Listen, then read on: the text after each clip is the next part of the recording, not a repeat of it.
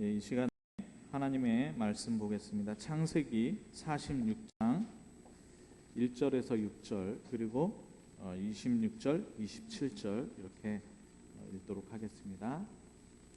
창세기 46장 1절에서 6절 그리고 26절, 27절 그렇게 읽겠습니다.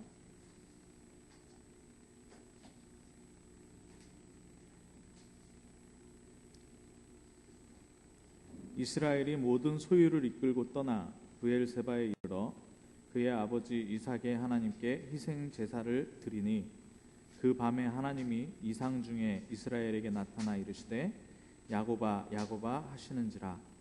야곱이 이르되 내가 여기 있나이다 하매 하나님이 이르시되 나는 하나님이라 내 아버지의 하나님이니 애굽으로 내려가기를 두려워하지 말라. 내가 거기서 너로 큰 민족을 이루게 하리라. 내가 너와 함께 애굽으로 내려가겠고 반드시 너를 인도하여 다시 올라올 것이며 요셉이 그의 손으로 내 눈을 감기리라 하셨더라.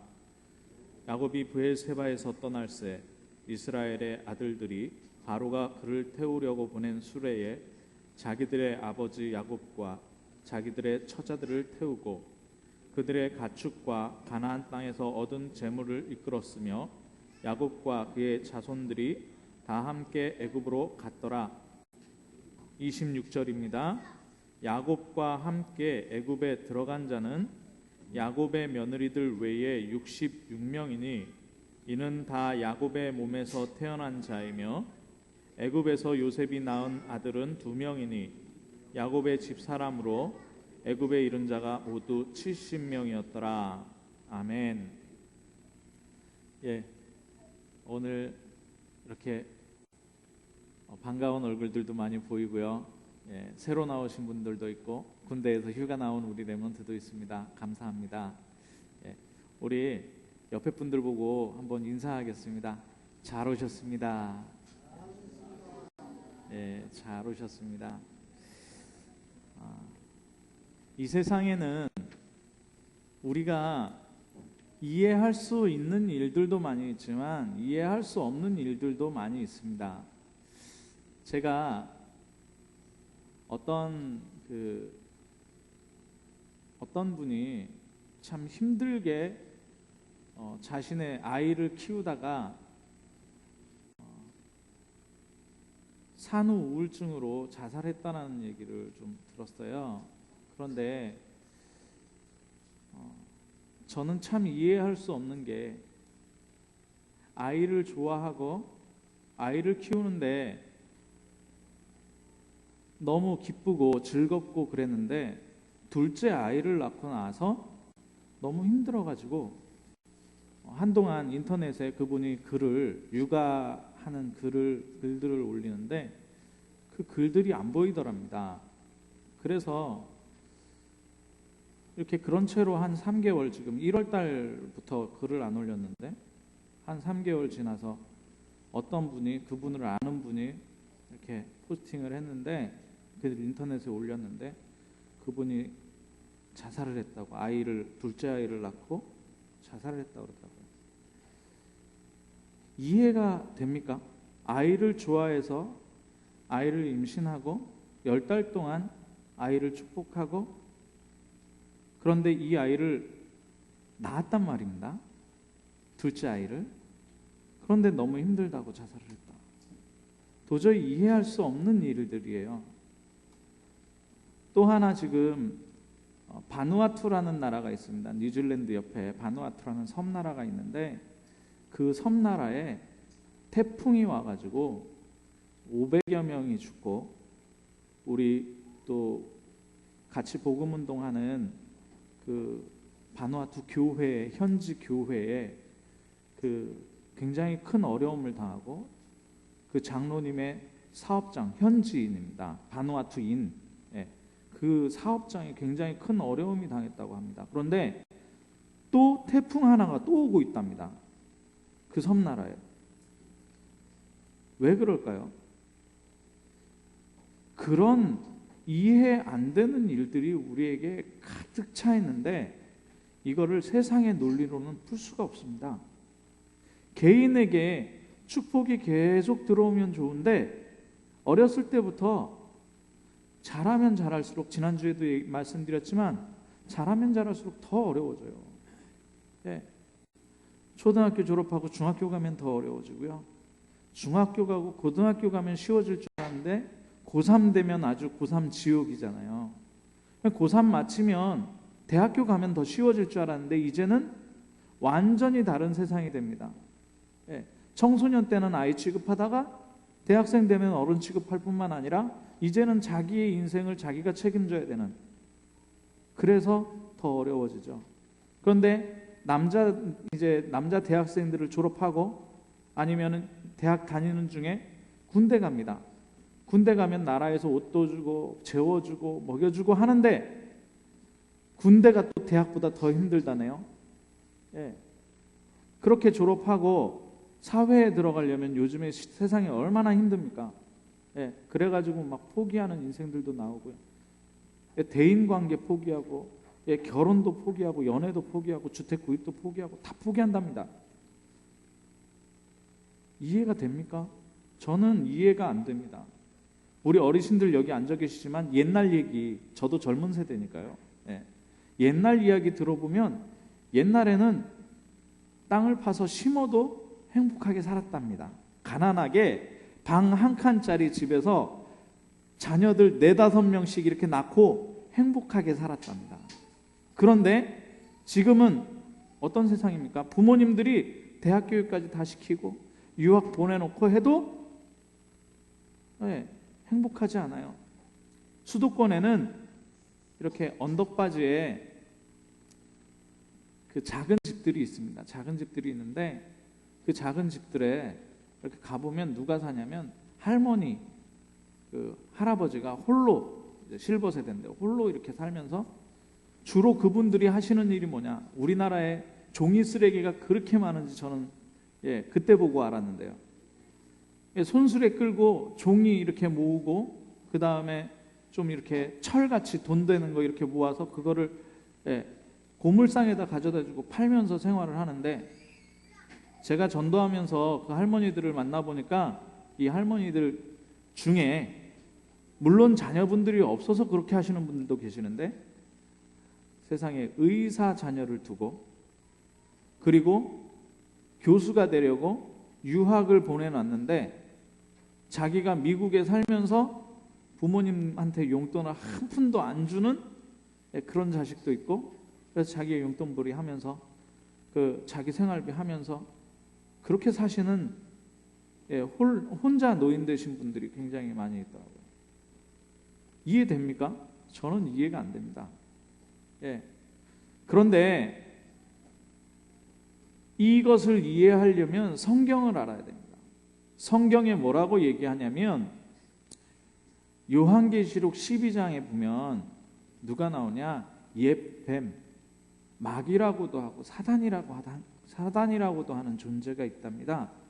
그 존재가 언제 있었냐면 에스겔서 그리고 이사야서 14장에 보니까 이 땅이 창조되기 전에 이미 이 땅에 지음을 받았답니다. 그래서 소고와 비파, 지금으로 얘기하면 이 북 있죠. 북. 소고는 북이라고 볼 수 있어요. 그리고 비파는 이 기타나 바이올린, 첼로 같은 그런 악기를 볼 수 있습니다. 현악기. 그거를 이 천사에게 줘서 하나님을 찬양하게 만든 겁니다. 그랬는데 그 천사가 아름다움이 얼마나 아름다운지 자기가 자기를 딱 볼 때 내가 하나님같이 되겠다라는 마음을 먹을 정도로 그렇게 완벽했다고 합니다. 그래서 내가 구름 위로 올라가서 하나님과 같아지리라. 그걸 하나님이 보시지 못하죠. 피조물이 어떻게 하나님과 같아집니까? 그래서 하나님이 이 천사를 땅으로 내쫓습니다. 그 결과 어떻게 되느냐? 사람을 그 가운데 만드시는데 사단이 분명히 있으니까 하나님이 어떻게 만드셨겠습니까? 그냥 만드신 게 아니에요. 하나님의 형상대로 사람을 만든 겁니다. 잘 기억하셔야 됩니다. 그래서 하나님의 형상으로 우리가 살아가야 되는 겁니다. 하나님의 형상을 놓치게 되니까 우리가 이해하지 못하는 일들이 자꾸 벌어지는 거예요. 예. 내가 잘못해서 온 결과도 있습니다. 그러나 내가 잘못하지 않았는데 와지는 재앙들이 더 많다니까요. 예. 그게 성경에서 이야기하고 있는 겁니다. 이것이 개인에게 들어가고 이것이 사회에 들어가고 이것이 국가에 들어가는 겁니다. 개인에게는 어떻게 옵니까? 본질이 진노, 본질상 진노의 자녀, 하나님 떠나버렸기 때문에 진노의 자녀가 됩니다. 그래서 어떻게 해요? 사단은 눈에 보이지 않기 때문에 이 인간들을 끌어서 운명 속으로, 팔자 속으로 계속 끌고 갑니다. 그러니까 어떻게 이거 해결하려다 보니 내가 해결할 수 없으니까 어느 존재를 찾아가야 된단 말이죠. 어떤 존재를 찾아가야 되냐? 질병 걸린 사람들은 부산이나 진주에 보니까 우리 여기 장영식 집사님도 계시지만 질병에 특화된 종교가 있습니다. 그게 뭐냐? 천리교입니다. 천리교. 천리교는 질병을 무조건 낫게 해요. 그래서 뭐하냐? 재산 다 갖다 바치도록 만들어요.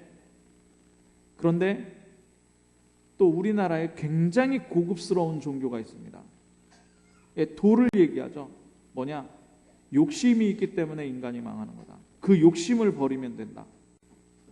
공수래 공수고 내가 빈손으로 왔으니까 빈손으로 가야 된다. 그래서 나를 성찰해야 된다. 그러면 내가 신이 된다. 그 종교가 뭡니까? 그게 부처가 된다고 하는 절이잖아요. 절, 불교. 그런데 내가 아무리 버리려고 해도 버려지지가 않습니다. 그러다 보니 뭐합니까? 나를 어릴 때부터 낳아주시고 길러주시던 우리 부모님이 돌아가시면서 나를 돕는 분이 되시지 않을까? 그러면서 뭘 섬깁니까? 조상신을 섬기게 됩니다. 그런데 해결되지 않아요. 개인에게는 문제 계속 들어오고, 전쟁 들어오고, 인생은 고달파서 쉼이 없습니다. 거기에 질병 들어옵니다. 그러다가 죽으면 어떻게 돼요? 하나님 모르기 때문에 사단이 들어가야 되는 지옥에 가게 되는 거예요. 그렇기 때문에 그 인생을 누구에게 물려줍니까? 그 인생을 똑같이 해서 대물림하게 되는 거예요. 이 저주에서 빠져나올 수 없으니까 하나님께서 누구를 보내십니까? 예수 그리스도를 보내시는 거예요. 예수 그리스도를 보내셔서 모든 흑암을 꺾습니다. 창세전부터 있었던 그 사단을 완전히, 옛뱀을 완전히 꺾으시는 겁니다. 그 머리를 깨뜨리시겠다고 했어요. 이분이 바로 예수 그리스도입니다. 여인의 후손으로 이 세상에 여자가 남자 없이 태어난 분은 바로 예수님밖에 없습니다. 하나님으로 성령으로 잉태된 것이 이 땅에 태어났다는 겁니다. 그분이 하나님이십니다. 이분이 바로 예수 그리스도입니다. 이분을 믿고 영접하게 되면 어떻게 되냐? 하나님 자녀가 된다는 거예요. 교회는 어떤 곳이냐? 이분을 믿고 영접한 하나님의 자녀들이 주일날 나와서 예배 드리는 거예요. 그럼 예배 드릴 때 하나님께서 무엇을 주시겠습니까? 하나님께서 우리에게 재앙을 막을 수 있는, 우리에게 온 재앙, 나에게 온 재앙을 막을 수 있는 힘을 주시는 거예요. 우리에게 답이 되실 뿐만 아니라 우리의 인생을 가장 평안한 길, 세상이 줄 수 없는 평안을 너희에게 주겠다고 말씀하신 겁니다. 자, 그래서 우리 인생은 가장 먼저 뭘 가져야 되느냐? 영적 상태에 예수 그리스도로 답을 내릴 수 있어야 됩니다. 영적 상태에 예수 그리스도로 답을 내립니다. 그러면 누구를 알아야 됩니까? 예수 그리스도를 알아야 되는 거예요. 그리스도가 누구냐? 살아계신 하나님의 아들이십니다. 이 땅에 오신 구원자입니다. 이 예수 그리스도를 영접하면 일어나는 일이 있습니다. 성령께서 함께 하시고 인도하시고 기도에 응답하신다는 겁니다. 마귀의 세력이 물러져요. 하나님께서 아담에게 질문을 하시죠. 아담에게 무슨 질문합니까? 아담아 아담아 네가 어디 있느냐? 성경에 나오는 최초의 질문입니다. 아담아 아담아 네가 어디 있느냐? 예수 그리스도를 영접하지 못한 사람들은 어디에 있습니까? 아담의 고백과 똑같이 할 수밖에 없어요. 부끄러워서 제가 숨었습니다. 왜 부끄럽습니까? 우리가 알지도 못하는 그 원죄 때문에 하나님 떠나 있거든요. 하나님의 형상을 잃어버렸거든요. 자, 그러면 예수 믿는 사람들은 뭐라고 고백할 수 있겠습니까? 제가 찾아봤어요. 사도 바울이 가장 많이 쓴 말입니다. 주 안에서, 예수 그리스도 안에서. 우리가 지금 예수 그리스도 안에 있는 줄 믿습니다. 그 빌립보서 4장 13절에 뭐라고 합니까? 내게 능력 주시는 자 안에 있다고 합니다. 그래서 모든 것을 내가 할 수 있다. 아멘? 예. 우리의 현주소, 내가 어디 있느냐, 이게 지금 우리의 상태가 돼야 돼요. 예수님이 질문하시는 대답에 우리가 고백할 수 있잖아요. 한번 대답에 고백해 보십시오. 예수께서 가라사대 너희는 나를 누구라 하느냐? 고백해 보십시오. 주는 그리스도시요 살아계신 하나님의 아들이시오. 이 고백을 언제 해야 됩니까? 계속 하십시오. 모든 사건 앞에 하십시오. 모든 사람들 앞에 하십시오. 모든 현장 앞에 하십시오. 우리 자녀들 앞에 하십시오. 예수 그리스도가 주인입니다. 그리스도입니다. 하나님의 아들입니다. 그러면 뭘 주십니까? 예, 너는 베드로라, 반석 위에 교회를 세우고. 하나님이 우리를 반석으로 교회를 삼으시겠다는 거예요. 우리가 교회 삼는 게 아니에요. 하나님께서 우리에게 교회 삼는 거예요. 그리고 뭐예요? 음부의 권세가 이기지 못해요. 아무리 재앙이 들어오고 아무리 멸망이 들어와도 우린 괜찮다라는 거예요. 모든 문제 끝난 겁니다.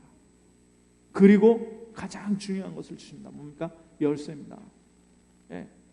땅에서 기도하면 하늘에서 그 일을 행하신다고 그랬어요. 이 신분을 가지는 게 바로 영적 상태예요. 그런데 예수님이 이 고백을 듣고 또 가서 베드로에게 물어보시는 게 있습니다. 우리에게 물어보시는 거예요. 어쩌면 네가 이 사람들보다 나를 사랑하냐? 예수님이 물어보십니다. 왜냐? 베드로가 3번씩이나 부인하고 도망갔거든요. 주는 그리스도시요 살아계신 하나님의 아들이십니다 고백하고, 예수님 죽었다가 부활하셨는데도 도망갔다니까요. 근데 예수님이 찾아가셔서 묻습니다. 요한복음 21장이죠. 여러분들에게 묻습니다. 어쩌면 우리가 함께함을 놓칠 수도 있어요. 어쩌면 우리의 삶 속에서 예수 그리스도를 생각 안 하고 모든 일들을 결정할 때, 내 마음대로 결정할 때도 있을 겁니다. 그런데 예수님이 그때 가서 물으시는 겁니다. 슬그머니 물으세요. 네가 이 사람들보다 나를 더 사랑하냐? 네가 이 사람들보다 나를 더 사랑하냐? 시몬 베드로가 뭐라고 고백합니까? 그 고백이 우리의 고백이 돼야 될 줄로 믿습니다. 내가 주님을 사랑하는 줄을 주님께서 아십니다. 얼마나 민망해요. 저도 민망합니다. 목사가 정말 하나님의 말씀 따라서 계속 영적 상태가 기도하면서 이렇게 가야 되잖아요. 그런데 저도 세상에 좋을 때가 있거든요. 재밌는 거 있으면 재밌는 거 좋거든요. 결정할 때 보면 우리에게 유익되는 거, 교회에 유익되는 거, 응답되는 거, 그것 따라서 내 생각 판단하고 결정할 때 있거든요. 뒤에 와서 보면 예수님한테 얼마나 참 창피한데요. 하나님 지금 우리와 함께 하시는데, 그리스도가 나와 함께 하시는데 내가 내 욕심 따라서, 내 생각 따라서 하더란 말입니다. 정말 예수님 우리 사랑하죠. 우리를 구원하시는 그 예수 그리스도를 사랑하죠. 그러면 그때 주시는 게 있습니다. 내 양을 먹이라, 내 양을 치라. 우리 지난주에 말씀이 뭐였습니까? 전도 제자였습니다. 전도 제자. 전도 제자는 뭐 하는 겁니까? 먼저 부름을 받아서 세상을 살리는 자라고 그랬습니다.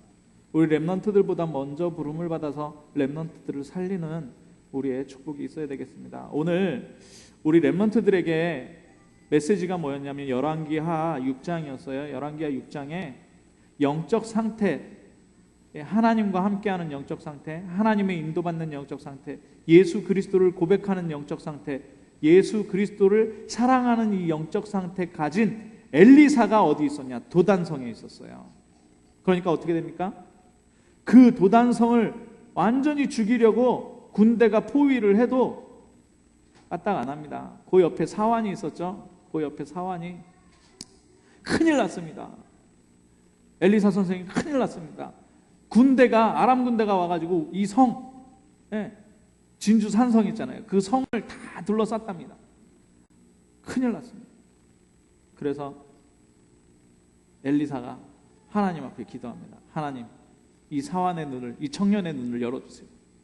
청년의 눈을 딱 여니까 그 둘러싸고 있는 아람 군대보다 더 많은 불말과 불병거가 산에 가득 찬 겁니다. 우리가 영적 상태가 어떻게 되느냐, 이 청년처럼 되면 안 돼요. 엘리사처럼 보고 있어야 됩니다. 불말과 불병거가 우리 앞에 와 있는 문제, 그거를 넉넉히 이길 만큼, 싸우지 않고도 이길 만큼 이미 와 있다는 겁니다. 그런데 우리는 영적 상태가, 그걸 볼 수 없는 영적 상태가 되면 어떻게 돼요? 조바심 나는 겁니다. 이제 큰일 났습니다. 저걸 내가 저 군대를 어떻게 해결해야 되냐, 이제 방법 찾고 막 열심 특심으로 금식하고, 또 하나님이 살아계시면 왜 나한테 이런 시험을 주냐 그러면서 원망도 하고. 우리 영적 상태가 그러면 안 되겠죠. 엘리사처럼 정말 모든 것을 볼 수 있는 하나님과 함께하는 영안을 여는 영적 상태로 가야 됩니다. 오늘 그 요셉 한 사람입니다. 그 요셉 한 사람이 영적 상태가 어떻게 됐습니까? 하나님과 함께하여 형통한 영적 상태가 됐잖아요. 요셉이 몇 살 때 애굽으로 돌아왔습니까? 애굽에 포로로 팔려왔습니까? 17살 때 팔려왔어요. 17살 때. 17살 때 팔려와서, 아니 하나님 자녀인데 왜 문제가 있습니까? 왜 어려움이 있습니까? 질문할 수 있어요. 왜 노예 갑니까? 질문할 수 있습니다. 하나님과 함께하여 형통한 자가 됐는데 그 노예로서 그 보디발의 집을 완전히 살려버렸어요. 열쇠까지 받았잖아요. 그랬는데 하나님과 함께하여 형통한 자인데 왜 또 감옥에 가게 됩니까? 그것도 참 민망한 성추행 미수범이죠. 성추행 미수범으로 끌려가서 거기서 감옥에서 얼마나 생활합니까? 13년을 감옥살이를 합니다. 13년을 감옥살이를 해요. 아니 하나님과 함께하여 형통한 자인데요. 근데 뭐예요? 그 감옥의 열쇠를 또 받았어요. 감옥의 열쇠. 요셉 한 사람의 영적 상태가 어떻게 됩니까? 그로부터 2년 후 32살 때 30살 때 총리가 되고, 그로부터 지금 몇 년이 흘렀습니까? 풍년이 7년 있었고 흉년이 2년 있었잖아요. 그러니까 9년 후 지금 39살입니다. 애국과 전 세계를 먹여 살리고 뿐만 아니라 오늘 야곱과 그 가족을 애굽으로 맞아들이는 장면입니다. 제가 왜 이렇게 서론을 길게 합니까? 성경의 내용이 우리의 영적 상태 속에서 풀이가 돼야 돼요. 아, 야곱이 거기 살다가 어려우니까 애굽으로 이민 갔구나, 이렇게 생각하면 안 돼요. 한 사람의 영적 상태가 애굽을 살리고 가문을 다 살려버렸어요.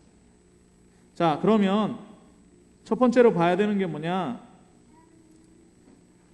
브엘세바에서 야곱이 하나님께 기도합니다. 야곱이 하나님께 기도하는 장면이 나와요. 브엘세바에서. 그런데 하나님이 주시는 약속이 있습니다. 어떤 약속이 있습니까? 함께 애굽으로 내려가고 또 인도하여 올라올 것이라고 약속하십니다. 우리의 신분을 다시 한번 확인시켜 주시는 거예요. 자, 46장 3절에 보니까 나는 하나님이라, 내 아버지의 하나님이니 애굽으로 내려가기를 두려워하지 말라. 내가 거기서 너로 큰 민족을 이루게 하시고. 큰 민족을 이루게 하시겠다는 건 아브라함 때부터 이삭 때부터 야곱으로 이어진 언약이거든요. 이 언약을 다시 한번 확인시켜 주시는 거예요.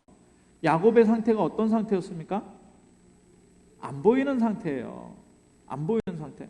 그러니까 뭐 합니까? 보이는 상태가 되려고 집중기도 속으로 들어간 겁니다. 이때 하나님께서는 무슨 말씀하십니까? 하나님께서는 이스라엘을 부르셔요. 그런데 이스라엘을 부르시는데 뭐라고 부르십니까? 야곱아, 야곱아 이렇게 부르십니다. 이스라엘을 부르시는데 야곱아, 야곱아. 우리가 야곱의 그 후손들을 뭐라고 부르냐면 이스라엘 백성이라고 불러요. 짧게 얘기하면 이스라엘이라고 불러요. 예. 자, 이스라엘이라는 이름을 언제 주셨습니까? 무슨 질문하고 이렇게 주셨죠? 제가 아까도 질문에 대한 이야기했는데 내 이름이 무엇이냐라고, 가장 힘들 때 내 이름이 무엇이냐, 네가 누구냐라고 물으신 겁니다. 야곱이라는 말은 뭐냐? 발 뒤꿈치를 잡았다라는 얘기, 발 뒤꿈치라는 얘기. 또 다른 얘기는 속임수 쓰는 자예요. 속이는 자. 그런데 그 이름을 바꿔주십니다. 뭐라고 바꿔주십니까? 이스라엘이라고 바꿔주셨어요. 기억하시죠? 예. 이스라엘은 뭡니까? 하나님과 겨루어 이겼다는 겁니다. 근데 하나님과 겨루어서 이길 사람이 있습니까? 없어요. 그러면 다른 말로 바꾸면 뭐죠? 하나님이 져주셨다는 거예요. 야곱한테 하나님이 져주셨다. 내가 너를 축복하겠다라는 말입니다. 우리의 이름이 뭡니까? 예. 우리의 이름을 바꾸십시오. 다 같이 한번 해보십시다. 하나님 자녀. 우리의 이름이 하나님 자녀입니다. 맞습니까? 우리의 이름이 하나님 자녀입니다. 이 하나님의 자녀라는 이름을 불러주시면서 다시 한번 언약을 확인하는 시간이 있습니다. 그게 뭐냐? 희생제사 드리는 시간입니다. 희생제사 드리는 시간, 다른 말로 얘기해서 지금 일주일 만에 여러분들이 주일 예배를 드린단 말이에요. 바쁘신 분들은 수요일, 금요일 못 나오실 수 있어요. 예, 가까이 계신 분들은 새벽 예배도 나오고 수요일도 나오고 금요일도 나오시지만, 예, 못 하시는 분들은 주일 이 한 시간 드릴 수 있단 말입니다. 희생제사 지금 드리는 시간입니다. 뭡니까? 신분을 확인받는 시간이에요.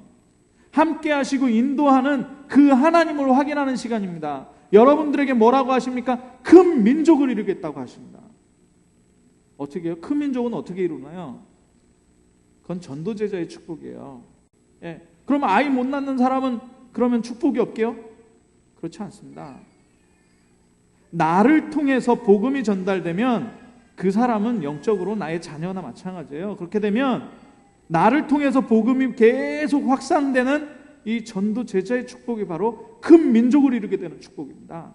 세계복음화의 역사를 주셨어요. 세계복음화의 언약을 주셨어요. 렘넌트 살리는 언약을 주셨어요. 그래서 오늘 렘넌트 교사로 헌신하는 모든 분들에게 큰 민족을 이루는 축복이 있기를 주님의 이름으로 축원합니다. 자, 야곱의 가정입니다. 예. 아브라함에게 이 브엘세바, 야곱이 브엘세바에서 기도했던 이유는 따로 있습니다. 아브라함이 애굽에 가서 뭐 했어요? 실수했습니다. 뭐요? 하갈이라는 여인을 첩으로 맞아들였어요. 처로 맞아들여서 그 사이에 하나님이 언약하신 자녀를 낳겠다 해서 낳은 게 바로 이스마엘입니다. 그게 뭐였어요? 자기 생각이었어요. 자기 동기였습니다. 하나님의 언약이 있으니까 나는 자녀를 낳아야 돼. 애굽에 가서 실수한 거예요. 그러니까 하나님이 이삭에게는 애굽으로 내려가지 못하도록 하십니다. 이런 과거가 있어요. 근데 이 야곱이 이걸 알고 있었으면 애굽은 내려가면 안 되는 곳이구나. 왜? 우리 할아버지 때, 우리 아버지 때도 내려가지 말라고 하셨으니까, 실수가 있었으니까 내려가면 안 되는 곳이구나 라고 알고 있었습니다. 또 야곱이 무슨 생활을 했습니까? 나그네 생활을 했습니다. 어릴 때부터 삼촌 라반의 집에서 나그네 생활을 하고요. 계속 나그네 생활을 하다가 이제 정착해서 헤브론의 상수리 숲을 그 아브라함과 이삭 고향에 탁 살고 있는데 여기를 또 떠나야 되는 겁니다. 또 떠나야 되는 상황이에요. 브엘세바에서 예배를 할 수밖에 없어요. 많은 갈등들, 염려들, 고통들, 이거 가지고 어디로 나갑니까? 이걸 가지고 집중의 시간으로, 우리의 영적 상태를 바꾸는 시간으로 나아가는 거예요. 그러니까 뭡니까? 애굽으로 가자니 하나님이 가지 말라고 한 할아버지와 아버지, 그때부터 그 애굽에 가면은 실수하게 된다, 이게 있고요. 두 번째는 뭐냐? 안 가자니 어떻게 합니까? 흉년이 5년 남았단 말이에요. 지금 식량이 다 떨어졌습니다. 66명 대가족이 다 굶어 죽게 생겼어요. 그럼 갈 수도 없고, 가면 애굽에 가면 저주받을 것 같고, 애굽에 안 가면 굶어 죽고, 이때 우리는 어떻게 해야 됩니까? 이때 우리가 기도 속으로 들어가는 겁니다. 이러지도 못하고 저러지도 못할 때 뭘 하는 거냐? 하나님이 나에게 주신 언약을 확인하는 집중기도 속으로 들어가는 거예요. 사도행전 1장 7절에는 뭐라고 말씀하시냐? 너희 관심사는 너희 알 바 아니라 그래요. 사도행전 1장 8절에 뭐라고 합니까? 오직 성령이 너희에게 임하시면 너희가 권능을 받고 예루살렘과 온 유대와 땅끝까지 이르러 내 증인이 되리라고 하십니다. 신분 확인하라는 거예요. 전도 제자의 신분, 하나님의 권능이 와 있는 신분을 확인하면 우리 앞에 이러지도 못하고 저러지도 못하는 상황 속에서 나의 신분이 확인되면서 길이 보여지게 되는 것입니다. 예. 그런데 자, 두 번째는요, 야곱의 가정과 후손을 볼 수가 있습니다. 여기에 계속 7절부터 25절까지 이름들이 쭉 나와요. 이름들이 쭉 나오는데 아까도 이스라엘에게 이름 얘기했잖아요. 그 후손들의 이름 하나하나 66명의 이름을 부릅니다. 왜 부릅니까? 하나님의 백성이라는 거예요. 예. 이사야서에 보면 하나님께서 뭐라고 하시냐면 젖먹이는 어미가 이 아이를 잃어버릴지라도 어떻게 잃어버리겠어요? 젖먹이는데 품에 있는데 이 아이를 잃어버리겠습니까? 생각 속에서 안 잃어버립니다. 잃어버릴지라도 하나님께서는 네 이름을 손에 쓰셨다. 손바닥에 쓰셨다. 자, 볼펜은 있고 종이가 없습니다. 근데 중요한 일이 있어요. 이거 잊어버리면 안 되는 일이에요. 어떡합니까? 손바닥에 다 씁니다. 여기에 계시는 참빛 성도 여러분, 렘넌트들의 이름이 어디에 쓰여져 있습니까? 하나님의 손바닥에 쓰여 있습니다. 그 정도로 귀중한 존재입니다. 하나님의 선택받은 자녀라는 겁니다. 하나님의 백성이라는 그 확신을 가지시기 바랍니다. 자, 그래서 신분과 권세를 늘 확인하세요. 신분과 권세를. 자, 그래서 신분과 권세를 가지고 어디로 들어가야 됩니까? 애굽 땅이 굉장히 넓습니다. 애굽 땅이 굉장히 넓은데 고센이라고 하는 곳에 이제 정착하게 되는 거예요. 자, 왜 어떻게 고센 땅에 정착하게 되느냐? 이제 만났습니다. 드디어 와서 애굽에 와서 요셉과 이 야곱이 만났어요. 얼마 만에 만나는 겁니까? 12년 만에 만나는 겁니다. 얼마나 고통스러웠겠습니까? 자기가 가장 사랑하는 아내 라헬에게서 난 첫 아들인데 이 요셉을 완전히 잊어버린 겁니다. 죽었다라고 생각하고 12년 동안 산 겁니다. 그죠? 요셉을 죽었다라고 생각하고 12년을 살았어요. 그랬는데 이 요셉이 애굽의 총리가 됐다 그러니까 얼마나 반갑고 어안이 벙벙하고 그렇겠습니까? 만나서 무슨 얘기했겠습니까? 아버지와 아들이 부자지간에 상봉해서 제가 미국에 있다가 3년 반 거의 4년 만에 한국에 들어왔더니 저희 아버지가 너무 좋아하시면서 조금의 짬만 있으면은 언제 오냐, 지금도 많이 말씀하세요. 언제 오냐, 전화해서 잘 지내냐, 3년 반 4년 동안 어떻게 지냈냐 이런 얘기를 많이 하셨어요. 그리고 지금도 그러십니다. 그런데 12년을 죽었던 아들이 돌아왔으니 무슨 얘기했겠습니까? 그런데 요셉이 뭘 누리는 사람이었어요? 하나님과 함께하여 형통한 자였잖아요. 그죠? 하나님과 함께하여 형통한 것을 포럼한 겁니다. 이 주일날 우리 성도들 만나잖아요. 뭘 포럼해야 됩니까? 우리의 영적 상태 속에서 하나님과 함께하여 형통한 거. 지난주 강단 전도 제자의 말씀을 가지고 붙잡았는데 우리 삶에 이렇게 있었습니다. 당신은 어떻습니까? 라는 포럼이 정말 일어났으면 좋겠어요. 그 포럼 결과 뭡니까? 애굽에는 지금 어떤 상황입니까? 애굽에는 그 유축하는 자들, 목축업하는 사람들을 가증스럽게 여겼어요. 왜 가증스럽게 여겼냐? 이 목축업하는 사람들은 조금 야만족이에요. 애굽은 어떤 사회냐? 농경 사회였어요. 농업을 하는 사람들이었습니다. 그런데 잘 보십시오. 목축업하면 양이나 소나 염소를 키우게 되겠죠. 농경을 하면 뭐 하겠습니까? 곡식을 거두게 됩니다. 누가 생각나요? 아벨하고 가인 생각나지 않습니까? 양을 친다라는 말은 뭐냐? 희생 제사를 드리기에 예배하기 위해서 살고 있는 민족들이라는 거예요. 농경 사회를 하면서 그 사회는 뭘 받아들입니까? 예. 가장 먼저 섬기는 게 물신입니다. 물신. 그러니까 애굽에서 이스라엘 백성 빼내올 때 가장 먼저 일어났던 저주가 뭐예요? 물을 피로 만들어 버린 겁니다. 하나님께서 그 신들을 이렇게, 물이 신이고요, 해가 신이고요, 파리가 신이고요, 바람이 신이고요, 이가 신이고요, 메뚜기가 신이고요, 예. 초태생 처음 태어난 것들은 신이고요. 하나님도 바로가 받아들일 때, 이스라엘 그 애굽 백성들이 받아들일 때는 어떤 걸로 받아들였습니까? 이 신들 중에 하나라고 받아들였어요. 그러면 생각나죠? 요즘에 모든 종교에 하나님 있다. 모든 종교의 예배의 행위는 다를 수 있지만 다 하나님께 하는 것이다라고 얘기하는 게 바로 WCC입니다. 종교 통합이에요. 우리는 오직 예수 그리스도를 얘기하는 겁니다. 이런 사회에 들어가면 되겠습니까? 그러니까 어떻게 해요? 애굽 중심에서 이 벗어난 가나안 가까운 고센 지역에 머물도록 이렇게 하나님께서 또 지혜를 주시는 겁니다. 자, 세속화되면, 교회가 세속화되고 성도가 복음을 잃어버리고 하나님의 영광이 땅에 떨어지면 반드시 일어나는 일이 있습니다. 그게 재앙입니다. 그리고 반드시 일어나는 일이 뭐냐? 전쟁입니다. 예. 그래서 우리는 지금 사회를 위해서 좀 기도해야 돼요. 시대를 위해서. 우리가 복음 가지고 있기 때문에 정말 한국 교회가 복음을 회복할 수 있도록, 하나님의 영광을 높일 수 있도록 드러내는 그런 교회 되어질 수 있도록 기도해 주시기 바랍니다. 또 SBS 뭐 이야기인가 뭐 다큐멘터리에서 무슨 신목사 해가지고 또 뭐가 무리가 났더라고요.